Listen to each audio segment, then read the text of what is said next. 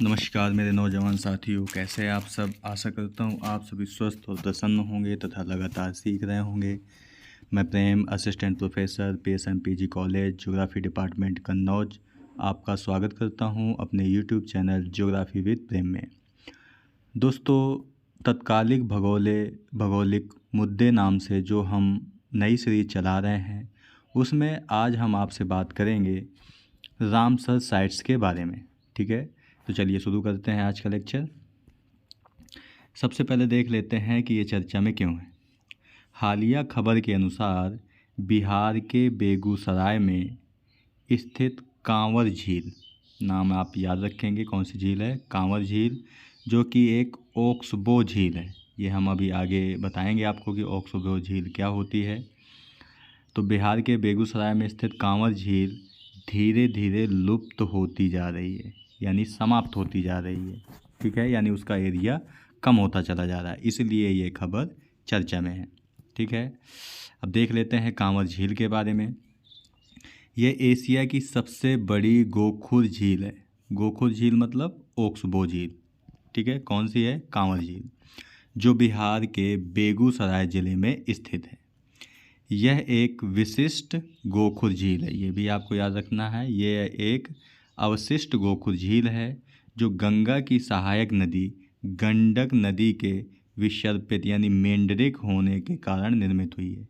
अभी आपको दोस्तों बताएंगे कि नदी का विसर्पित होना या मेंडरिक होना क्या होता है। अब बस आप याद रखेंगे कौन सी नदी पर है, गंडक नदी पर।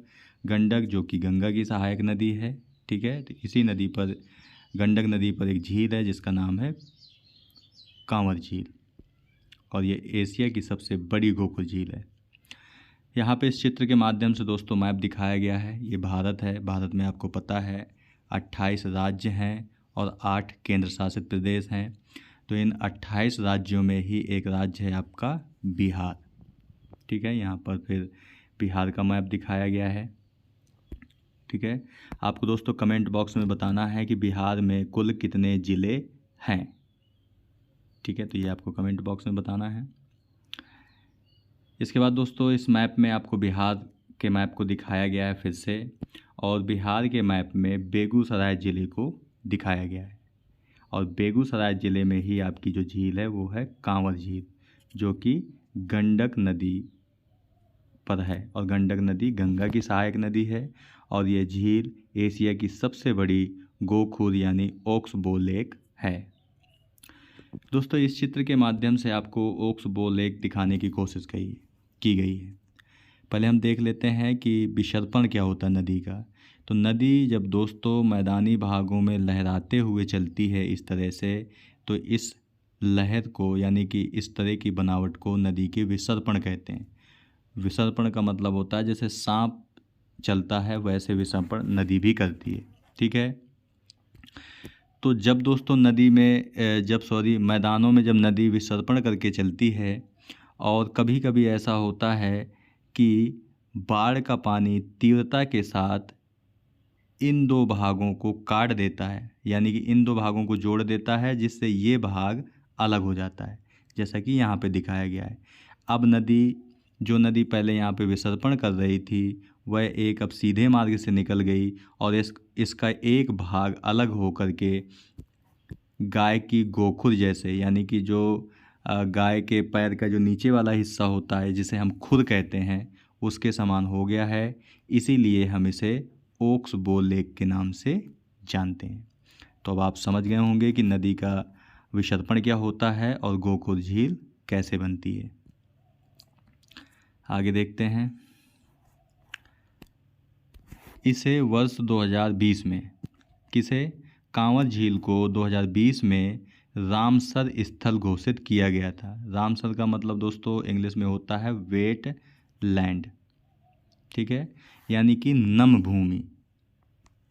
तो इसे रामसर स्थल घोषित किया गया था, जिससे यह रामसर सम्मेलन में शामिल होने वाला बिहार का पहला आर्द्रभूमि बन गया। तो आपसे ये भी पूछा जा सकता है कि बिहार का पहला रामसर साइट जो रामसर सम्मेलन में शामिल हुआ था, तो वो कौन था, कांवर झील ही थी। यह बिहार के बेगूसराय ज़िले में 2620 हेक्टेयर गंगा के मैदानी क्षेत्र को कवर करती है, यानी इसका जो एरिया है वो 2620 किलोमीटर 20 हेक्टेयर है। कांवर जो गोकुल झील है ये स्थानीय समुदाय को आजीविका के अवसर प्रदान करती है। अवसर तो अब प्रदान ही करती है, इसके अतिरिक्त क्षेत्र के लिए एक महत्वपूर्ण बाढ़ बफर के रूप में भी कार्य करती है। यहाँ पे दोस्तों बाढ़ बफर का मतलब है जो बाढ़ आने के समय में जल को दूर तक फैलने से रोकता है। जैसे मान लीजिए नदी है, जब बाढ़ आती है तो इसका जल मान लीजिए यहाँ तक फैल गया, तो एक जो झील होती है ये बफर का काम करती है, यानी इस जल को इस भाग से आगे जाने नहीं देती। इस क्षेत्र में महत्वपूर्ण जैव विविधता भी मौजूद है। किस क्षेत्र में? कांवर झील के क्षेत्र में, जिसमें 165 पौधों की प्रजातियां हैं और 394 पशुओं की प्रजातियां भी पाई जाती हैं। साथ ही इसमें 221 पक्षियों की प्रजातियां भी शामिल हैं। तो यहाँ पे जो जैव विविधता है वो उसमें क्या क्या है? पौधे 165 प्रजातियाँ, पशु 394 प्रजातियाँ और पक्षी 221 प्रजातियाँ शामिल हैं। यह 50 से अधिक प्रजातियों के दस्तावेजीकरण के साथ मत्स्य जैव विविधता के लिए भी एक महत्वपूर्ण स्थल है, यानी कि यहाँ पर मछलियों की भी बहुत सारी प्रजातियाँ पाई जाती हैं। इस स्थल पर गंभीर रूप से लुप्त प्राय 5 प्रजातियाँ निवास करती हैं। लुप्त प्राय का मतलब होता है दोस्तों जो आने वाले समय में अगर उनका संरक्षण नहीं किया गया तो वो समाप्त हो सकती हैं, वो लुप्त प्राय प्रजातियाँ हैं। जो लुप्त प्राय प्रजातियाँ हैं वो कौन सी हैं? इसमें से 3 तो गिद्ध शामिल हैं। लाल सिर वाले गिद्ध यानी कि सार्कोगिप्स कैल्वस, सफ़ेद पूंछ वाले गिद्ध यानी गिप्स बेंगालेंसिस, भारतीय गिद्ध यानी गिप्स इंडिकस, जिसमें 2 प्रकार के जल पक्षी सोसिएबल लैपिंग और बेयर पोचार्ड शामिल हैं। तो ये जो प्रजातियां हैं ये लुप्त प्राय होने की कगार पर हैं। इस स्थल के लिए प्रमुख खतरों में जल प्रबंधन गतिविधियां जैसे जल निकासी, जल पृथक्करण, बांध निर्माण और नहरीकरण शामिल है। यानी कि इस समय जो कांवर झील लुप्त हो रही है यानी कि पीछे हट रही है या उसका क्षेत्र कम हो रहा है, उसका प्रमुख कारण क्या है? एक तो जल प्रबंधन की जो गतिविधियां हैं वो किसी काम की नहीं, जैसे जल निकासी, जल पृथक्करण, बांध निर्माण और नहरीकरण। इसके बाद कांवर झील के विभिन्न खतरों को हम भी देख लेते हैं। प्रमुख चुनौतियों में प्रवासी पक्षियों का शिकार करना, आर्द्र भूमि क्षेत्रों में कृषि गतिविधियां और आर्द्र भूमि प्रबंधन एवं संरक्षण से संबंधित सरकारी नीतियां शामिल हैं। यानी ये सभी खतरे हैं कांवर झील के। इन कारकों के कारण भी झील में गिरावट देखने को मिली है, जिससे नज़दीकी गांवों में मत्स्याग्रहण पर निर्भर लगभग 20,000 निषाद समुदाय के सदस्यों की आजीविका पर नकारात्मक प्रभाव पड़ा है।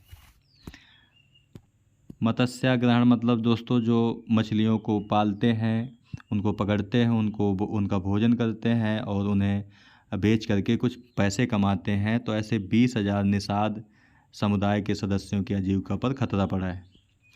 इसके बाद अब देख लेते हैं कि रामसर स्थल क्या होता है। यह रामसर कन्वेंशन के तहत अंतर्राष्ट्रीय महत्व की एक आर्द्र भूमि है, जिसे कन्वेंशन ऑन वेटलैंड के रूप में भी जाना जाता है। अंतर्राष्ट्रीय महत्व की अपनी आर्द्र